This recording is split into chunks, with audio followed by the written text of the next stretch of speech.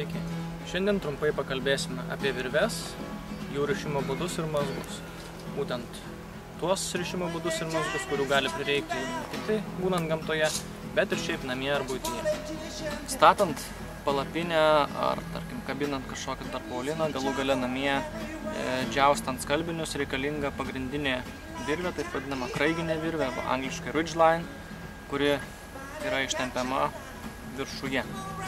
Dabar pabandysim jums parodyti, kaip šitą virvę pririšti tarp dviejų medžių. Iš vienos pusės virvę rišame tiesiog paprastu būdu. Užfiksuojame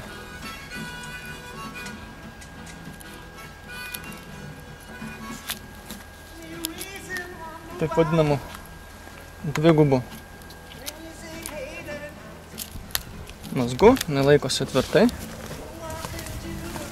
O kitoje pusėje padarysime taip vadinamą įtempiamą į mazgą. Tiesiog apjuosėme medžio kamieną vieną kartą, virvę permetame į kitą pusę, apjuosėme virvę ir ją įtempiame, tada grąžiname vėl atgal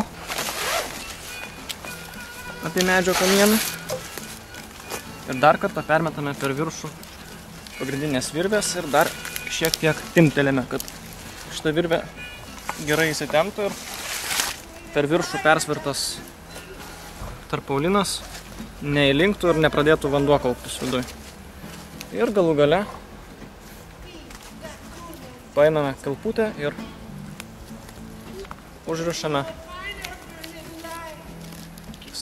atsileidžiantį mazgą. Tiek.